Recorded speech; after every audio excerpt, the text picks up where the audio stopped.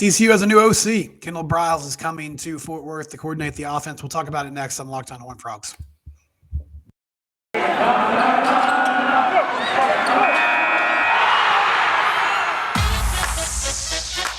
You are Locked On Horned Frogs, your daily podcast on the TCU Horned Frogs, part of the Locked On Podcast Network, your team every day.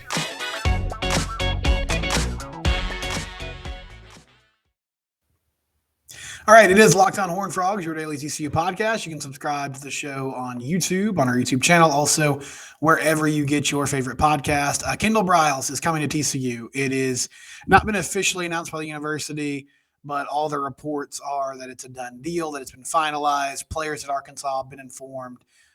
He's on his way to Fort Worth reportedly, so he's going to be here, and I'll be coaching the TCU offense. I had a pretty long podcast on Monday, or a long segment on Monday, where I discussed my concerns about the off-the-field situation, the off-the-field issues, his involvement or his place on the staff during his time at Baylor when his father, Art, was the head coach, and then eventually Art got fired for what was called basically a failure to report sexual assault allegations against players to the proper powers that be at the university. My issue with the Kendall situation is really just that publicly we haven't really seen any remorse or any sort of apology, any sort of reflection about what he learned during his time there. Now, does he owe that to the public? Not necessarily. I think there's a middle ground here. Like I can have my reservations about this, not be a fan of the direction they went, and still cover the team, talk about the team. I'll talk about what he's doing with the offense, all those things. And yes, Kaz Kazadi is already on staff. Carlton Buckles is on staff. Kaz Kazadi was named in specific lawsuits and allegedly failed to report, things that he should have that were information that was given to him by the coach of another team. And all that is a bad look. He spent some time with Sonny at SMU before he came to TCU. So I think this is a slightly different situation. But I won't continue to rehash that. I mean, what has happened has happened. And ultimately, TCU has decided that they're going to take this backlash, and we'll see kind of what comes of it. But they're moving forward with Kendall Briles as their offensive coordinator.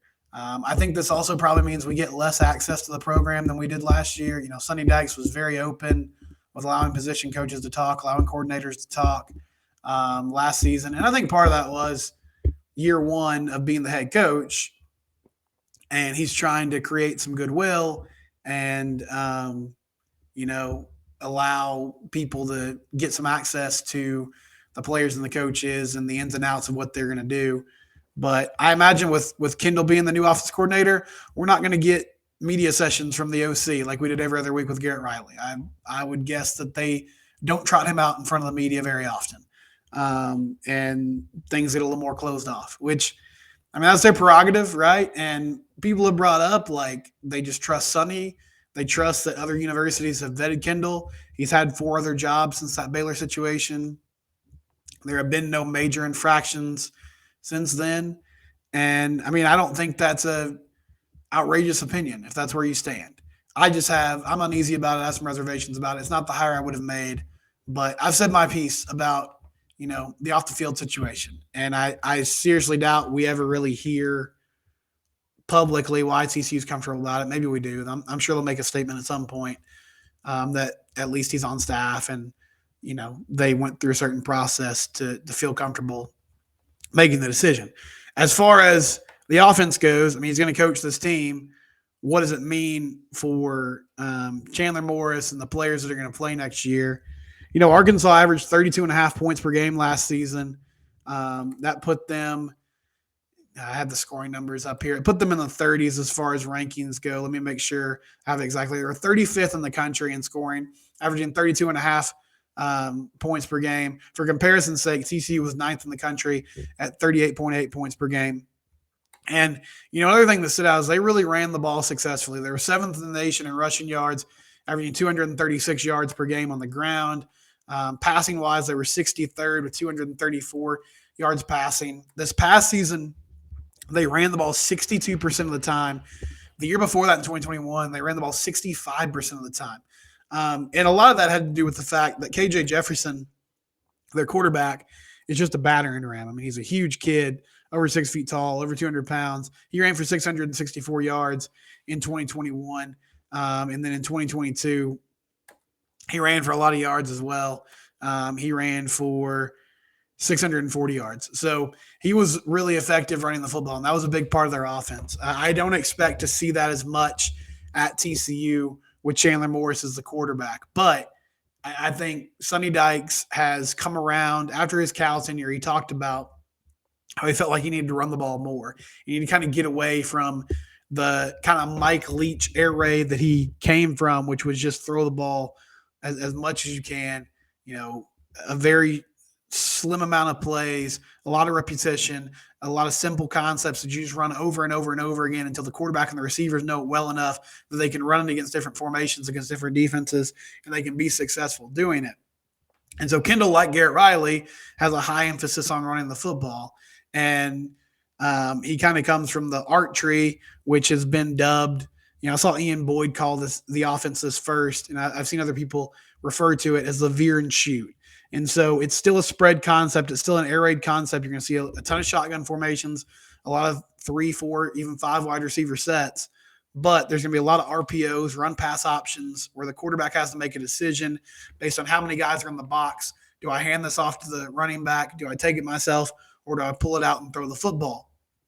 And there will be a lot of running against a light box, trying to create numbers to give you an advantage in the run game. So if you catch the defense with only 6 guys in the box, with only a few linebackers there up in run support, you run the ball, you try to move the chains. There will be tempo. They're going to go fast at times. I think that was reportedly one of the issues between Kendall and Sam Pittman. Sam Pittman, the Arkansas head football coach, who's a former offensive line coach, was about the style of play that they were, going for. Kendall really wanted to keep his foot on the gas all the time, keep going, keep throwing the ball down the field, keep running the ball. And Sam wanted them to pull that pace back a little bit when they built up a lead and milked the clock some. And so that was some of the issues they had. But there's still going to be a big emphasis on throwing the ball down the field. One thing that you saw at Baylor was if you have dynamic wide receivers that can win one-on-one matchups, then it makes this offense really tough to stop, because you're constantly trying to put the defense in situations where they're having to put, corners and safeties on an island against big, physical, fast wide receivers. And TCU has that with guys like Savion Williams and Jordan Hudson. You got some of the guys coming in the slot this year like JoJo Earl and John Paul Richardson. So hopefully they can find ways to use them. Cordell Russell coming in this season. There's a lot of players that you hope can create separation and, use this offense to its fullest extent. And so I think from a football perspective, it makes a lot of sense. It's similar to what Sonny's done in the past. They're going to run an offense that he's familiar with. I'm sure he'll meld some of the concepts that he likes into what Kendall is bringing to the table. And, the word is, as much as Sonny's an offensive guy, he's pretty hands-off about this. So I think Kendall's going to come in and sort of set the tone for the type of offense they're going to run and the type of explosive plays they're going to try to make. And we saw last year they were a big-time explosive play offense. Some of the issues that Kendall's offense has is a lot of the same issues that a ton of spread, RPO, tempo offenses struggle with, which is when you get in the red zone, can you score touchdowns? Can you find a way to be efficient when the field shrinks down and you don't have as much room to spread defenses out and cover as much ground? Can you stay out of 3rd and long? Can you be good on 1st and 2nd down about getting yardage and not getting behind the chains? And of course, that's offense 101. Everybody wants to do that, but it's magnified with an offense that wants to run the ball in early downs and try to, put the quarterback in situations where they can be in 2nd and 3rd and manageable. So we'll see how it plays out on the football field, but Kendall Briles will be the offense coordinator at TCU next season. That is the decision they made to replace Garrett Riley with him. And so we'll have more coverage of that in the coming days and weeks. And as we, move through the offseason. When we come back, our third burning question, we're doing a series of 5 burning questions of the TCU football offseason. We talked about the quarterback position. Yesterday, we talked about the secondary. And then today, can TCU replace what they're losing on the offensive line? Going to be really a completely different offensive line going into next season. Before we do that, though, I do want to talk about BetOnline. Talk about them frequently. One of our great sponsors. If you want to start wagering on games, if you want to know the best bets to make, the best way to make money, go to BetOnline today. It's not just a betting site. There are podcasts there. There's articles. There's injury reports. It really is a good place to go just if you want to know more about sports. But the reason you're going is to make some cash. And Lee Sterling from Paramount Sports, he has all the information you need. He'll help you get started. BetOnline, if you use the promo code LOCKEDON, they'll match your first deposit up to $100. So you don't have to use all your money. You can use a little bit of the house money as well. BetOnline, it's where the game starts. Give them a try today. NBA, college basketball, NFL playoffs coming up this weekend. A lot of great ways to get involved in what's going on BetOnline. Try it out today. Okay, so TCU football, we're talking about the offseason. What are the questions that this team has to answer from a roster standpoint, from a coaching standpoint over the next few months before the season started on Monday? We talked about Chandler Morris likely being the guy in 2023 at the quarterback position.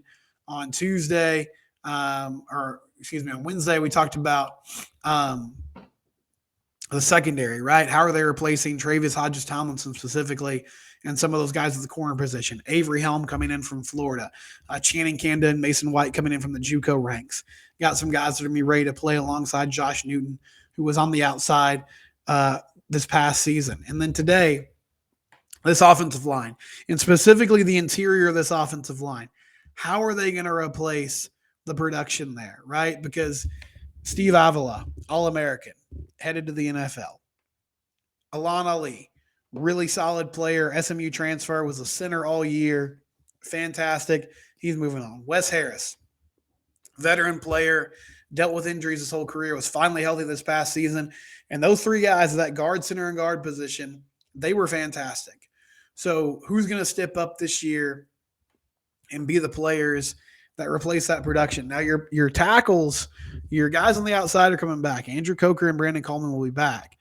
And my first kind of thought is, I wonder if they kick one of those guys to the inside, because you got Tommy Brockermeyer coming in, former 5-star recruit from Alabama. He's been a tackle his whole career. And Coleman and Coker are both big. They struggled at times with that more athletic edge guys who could get off the ball quickly and use their speed and athleticism to get around, get around those tackles. So do you kick Coleman inside to one of those guard positions? O-line play is really just about getting the 5 best guys on the field. And maybe you put Brockermeyer at one of those tackle spots, you kick Coleman inside to a guard's position, and then you have 3 of those positions figured out. John Lands is coming back, and Lands has started a lot of games in his career. He's been a guard. He's, similar to Wes Harris, a guy that's dealt with injuries in the past, but has been a really solid player for them when he's been on the football field. And so he'll be ready to go. He's a senior from Argyle. I think he'll be in the running for one of those inside positions. And then center, I honestly don't know what they're going to do at the center spot. Ali coming in last year was such a godsend because he could just step right in. He played a lot of games. He understood the system, and he was ready to rock and roll. Now, they did have a transfer come in last year. Ezra Dotson-Otaye from Arizona State, originally from Garland, went to Lakeview Centennial, and he'll be a redshirt sophomore this upcoming season. Did not play this past year, but has played the center spot in the past. So it might be his job to lose. Some of the other young guys on the O-line that you're excited about, Garrett Hayes has been a name that we've known for a long time, and he was a 4-star recruit coming out of high school. Hasn't really developed to a point where he's been a contributor so far. Maybe this is the season he breaks through and plays at one of those guard positions. Jasper Lott is a really intriguing prospect to me. He was a tight end in high school at Argyle, which is one of the premier high school football programs in the state of Texas. They moved him to the O-line. They put some weight on him, moved him to the O-line. once he got to TCU. And so maybe he's the guy that comes in and has an impact this year and plays. I think they have the ability to mix and match and have a unit that's serviceable. My question about the O-line is one thing last season they really benefited from. They did not have a guy on that unit miss a start, which is insane. When you're talking about offensive line, which you're getting hit every single snap, it's such a physical position. You always expect that you're going to lose some of those guys. But 5 players made 15 starts, 75 for 75. That is crazy. And for all the experience they had, that's just such a big deal when you have, because O-line play is so much about continuity, communication. Are we getting the right assignments pre-snap? Are we understanding who we need to block in the run game and the pass game? Are we picking up protections? Are we dealing with twists and stunts and all the exotic things the defense is doing? And that O-line was able to do that because they had a veteran group and because they were able to stay healthy. So I expect some sort of drop-off. However, I think there's some talent there. I think there's some intriguing players, some transfers that are coming in that can be starters. And so hopefully as the year goes on, you see that continuity build. You see that communication build. I think A.J. Ricker's a really good coach, their offensive line coach, and he can develop players to be really solid. But you're losing a ton of experience. And so I expect that there's going to be some sort of a drop-off there. And maybe they rectify that by allowing Chandler Morris to get the ball out a little bit quicker than Max did. But that O-line's going to need to be solid in the run game and the pass game this year for this offense to be successful because it always starts up front. When we come back, we'll have a quick transfer note. And then before we go, we'll talk about TCU basketball, which did not play well last night. But Built Bar. Okay, Built Bar, right? One of the things that you probably have thought about for your New Year's resolution, or maybe you're trying to do, is eat healthier. You're like, man, this is the year. I gotta get in the gym more. I gotta eat healthier. I have to do better. I'm in that same boat too. And one thing that helps me a lot, and one thing that I think could help you, is Built Bar, because it's really good. It's delicious. You don't have to feel like, oh man, I'm barely eating something here, but I know it's good for me. No, it's gonna tie you over. It's gonna fill you up. It's 180 calories. Most of those bars are, and that's it. And they use real chocolate. They use real ingredients that taste good. You go to BuiltBar.com and check it out yourself. Coconut brownie chunk, fantastic. The churro flavor, really, really good. Also, you can go to Sam's Club if you have a membership and you're like, man, can I get it at, just my local brick and mortar retailer? Well, you can get it at Sam's Club now. So you don't have to go online and go through the whole song and dance and wait a while to get it delivered to your door, even though that's really convenient. You can also just go get it at Sam's Club today. Again, that's Built Bar. It's the most delicious protein bar around. BuiltBar.com or at your local Sam's Club. Find it today. All right, before we go here on Locked on Horned Frogs, a note from the transfer portal. Rick Abreu, defensive lineman from East Carolina, he committed to TCU on Wednesday. Did not have a super impressive 2022. Dealt with some injuries, only 1.5 sacks, but in 2021, 33 tackles, 3.5 sacks, and 10 tackles for loss. So intriguing player, played a lot in East Carolina, 6'2", 260 pounds, maybe somebody who can come in and play at that end position. I don't know if he'll be a starter. I think he'll be more of a depth piece. But Joe Gillespie did a really good job last year, bringing guys like Caleb Fox, Luau Lugak from UConn, sort of under the radar defensive lineman prospects that you didn't think a whole lot about, but it ended up being good contributors, good players that could rotate in and out of that lineup and get pressure on the quarterback at times. So we'll see what they do with Rick Abreu from East Carolina, but I trust this coaching staff with their evaluations. So interesting, they add another player in the trenches there on the defensive line. TCU basketball last night, not good. They go on the road to West Virginia, and listen, West Virginia is better than their record indicates. They were 0-5 in Big 12 play coming into the game. They are now 1-5 in Big 12 play after getting the victory over the Frogs last night. It's always tough to play in Morgantown. They're a top 30 team in KenPom. They're a top 30 team, I believe, in the net rankings. So they're a better team than their record indicates. However, It's a bad loss. On the road, coming off a great win against K-State, you lose 74-65. And, they made a push. They cut it to 4. They cut it to 2 at one point, about 5 minutes left. But for the majority of that game, they trailed by double digits. It was an ugly basketball game, a lot of turnovers. Did not play well. Mike Miles led the way scoring. He had 21 points. Emmanuel Miller had 13. Tough night at the free throw line. I think they ended up missing 8 free throws. Chuck O'Bannon got fouled on a 3. He made one of 3. Mike bricked an opportunity for a 3-point play. Just fundamental stuff. Listen, this happens in the Big 12. Sometimes you go blow a tire. It's not the end of the world. But now you're 3-3 in conference play. Your next game is on the road in Lawrence at Kansas. So I imagine we'll see a better effort Saturday.